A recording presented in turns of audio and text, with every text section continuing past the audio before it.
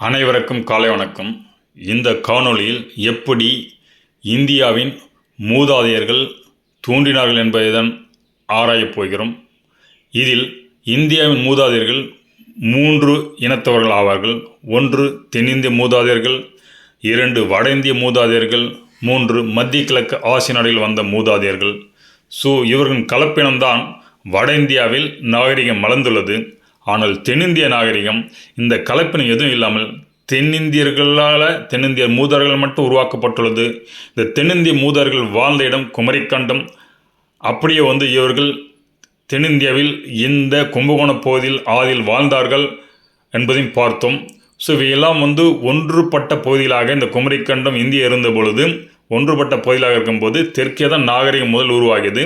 இது வடக்கு நோக்கி சென்றது என்பதை தான் நாம் இனி ஆராய்ந்து கொண்டு வருகிறோம். இதன் அடிப்படையில் இந்த 7 கண்டங்கள் உருவாகிய போது எப்படி பிரிந்தார்கள், பிரம்மாவளி வந்த சுயம மனு அவர்கள் பிரிந்தவர்கள் எப்படி என்று பார்த்தோம். அதில் சுயம மனுவின் மகனாகிய பிரியவர்தனுடைய மகன்களாக ஆக்னித்திரன் மற்றும் 7 சகோதரர்கள்.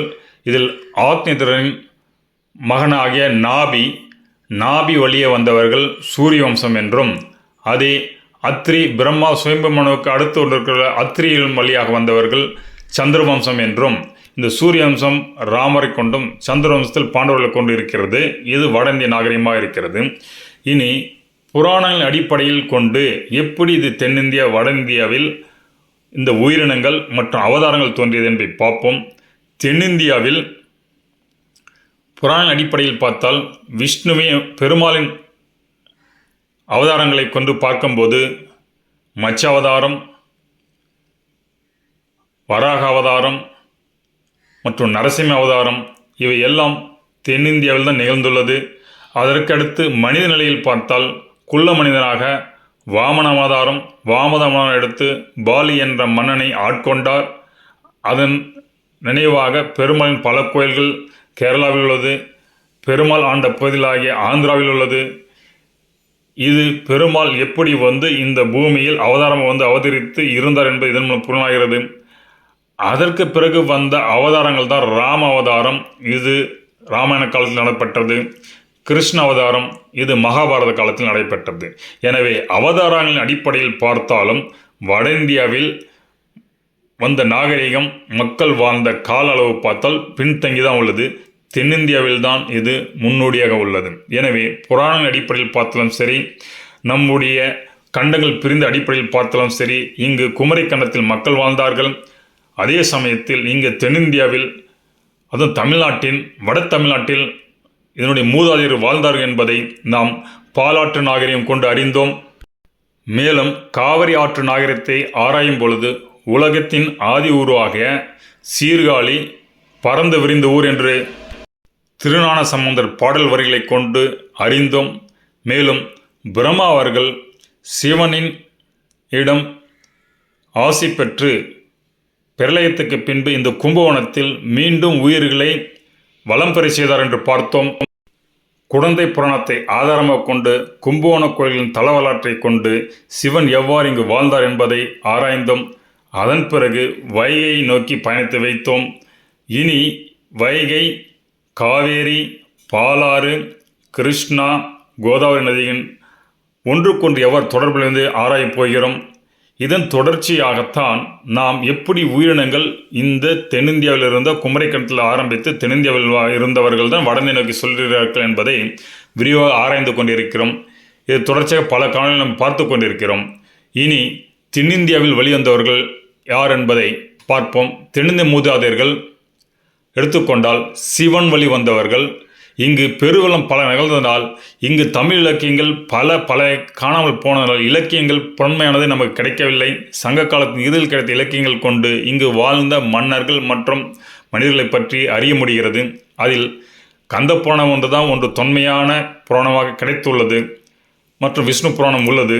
இதெல்லாம் அடிப்படையாக கொண்டு பார்த்து தென்னிந்தியாவில் தான் நாகரிகம் தோன்றியது என்று தெரிகிறது. இனி சிவன் வழி வந்தவர்களை இந்த பர்வதராஜ குலம் எப்படி தோன்றிட்டு என்று பார்க்கலாம். அதற்கு நாம் பார்வதியினுடைய ஆக்ரோஷமான வெளிப்பாடுதான் அங்காள பரமேஸ்வரி. இந்த அங்காள பரமேஸ்வரின் புதல்வனாக, அதாவது தத்தெடுக்கப்பட்ட புதல்வனாக பாவாடராயன் உள்ளார். அவர் எப்படி உயர்ந்தார் என்பதை பார்க்கலாம். இந்த பாவாடராயன் அப்பா, ஒரிஜினல் அப்பா பெத்தாண்டவன், அம்மா பேர் பெத்தாண்டச்சி. இந்த பெத்தாண்டவன் வழிப்பறி தொழிலை செய்து கொண்டு தன்னுடைய குடும்பத்தை நிர்வகித்து வந்தார்.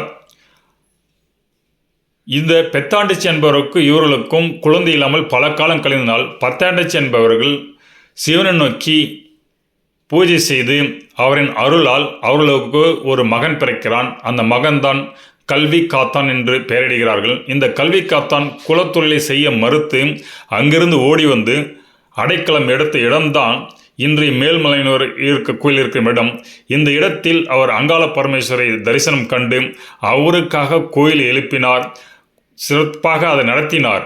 இதை கண்ட அங்காள பரமேஸ்வரி மகிழ்ந்து அவருக்கு காவல் தெய்வ உயர்வை கொடுத்து அவரை தனது மகனாக தத்தெடுத்துக் கொள்கிற மகனாக அறிவிக்கிறார். இவ்வாறு அங்காள பரமேஸ்வரின் மகளாக வெளிப்பட்ட பாவாடராயன் தான் பிற்பாடு சென்னையில் காசிமேடு பகுதியில் இங்கு அம்பாளை தரிசிக்கிறார். இந்த காசிமேடு பகுதியும் இந்த பாவாடராயன் வழிவந்ததுதான்.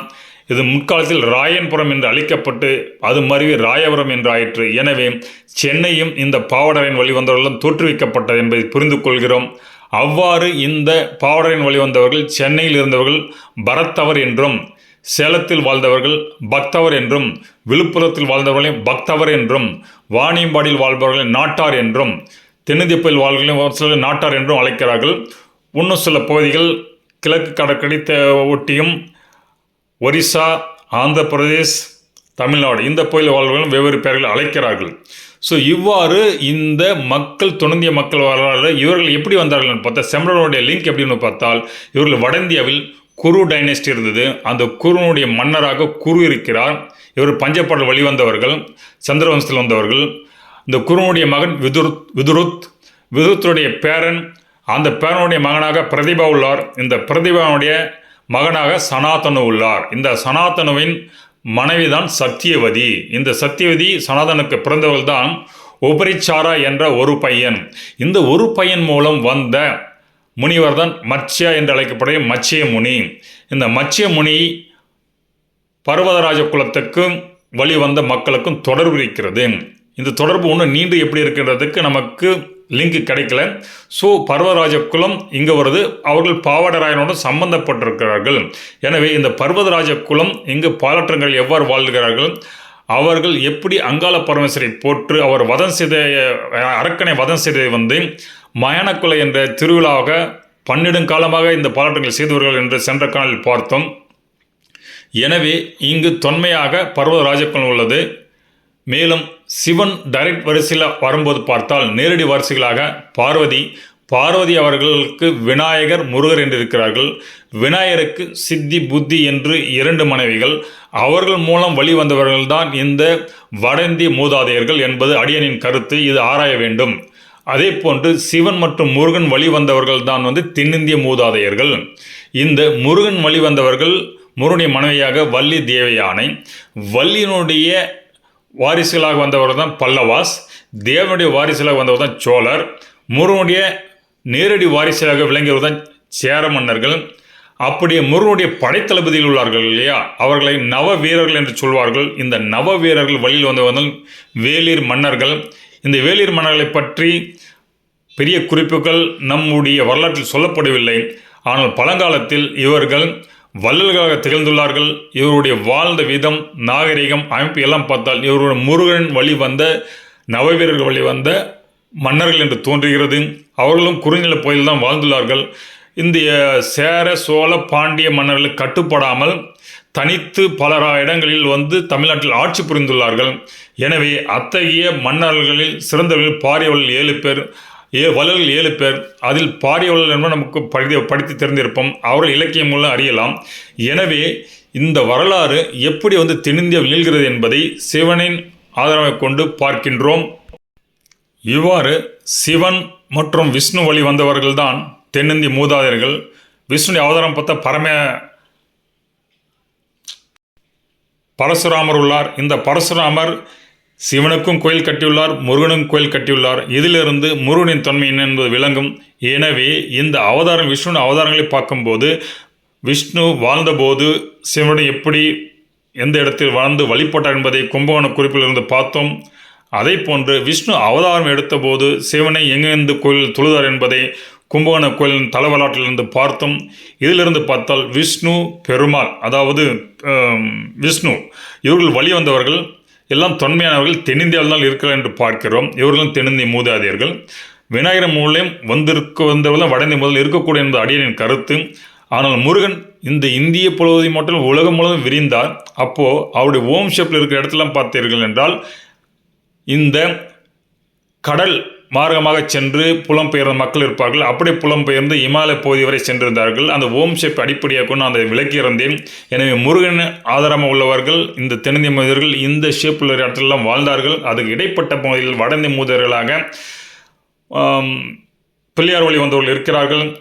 இவர்கள் இந்த இரண்டு மூதர்கள் இல்லாமல் ஊழி காலத்தில், அது பெருவெள்ளத்தின் போது மனுவின் படையில் சென்றவர்கள் வழி வந்தவர்கள் மத்திய கிழக்கு ஆசிய நாடுகளில் தங்கி அங்கிருந்து காலப்போக்கில் பிற்பாடு நம்முடைய இந்தியாவை நோக்கி வடமேற்கு இந்தியாவில் வந்து அங்கிருந்து இவர்களோடு கலக்கிறார்கள். இவர்கள் மூன்று சேர்ந்த இனமாக தான் இந்த சிந்து சமவெளி நாகரிகம் உருவாயிருக்கூடும். அதனுடைய கரு தமிழர்களை மையமாக கொண்டு தமிழ் நாகரிகமாக சென்றதை இருப்பதை நாம் அறிய முடிகிறது. இது விரிவாக ஆராய்ந்தால் இந்த கலாச்சாரம் எப்படி என்பதை அறியலாம். வரலாற்று ஆசிரியர்கள் சிந்து சமவெளி நாகரிகம் கரு திராவிடர்கள் என்றாலும் கலப்பினம் என்று கூறுகிறது. எனவே இங்கு இந்தியாவில் வட இந்தியாவில் கலப்பின நாகரிகம் இருந்தது. தென்னிந்தியாவில் தான் மூதாதையர்கள் இருந்தார்கள். அவர்கள் தமிழர்கள். இந்த தமிழர்கள் தான் இந்த உலகத்தின் பல பகுதிகளுக்கு மக்கள் சென்று திரும்பி வந்து இந்த நாகரிகம் பாரத்தில் உருவாகி என்பதை நாம் இந்த காணொலி கண்டோம். இந்த காணொலி கண்டமைக்கு நன்றி.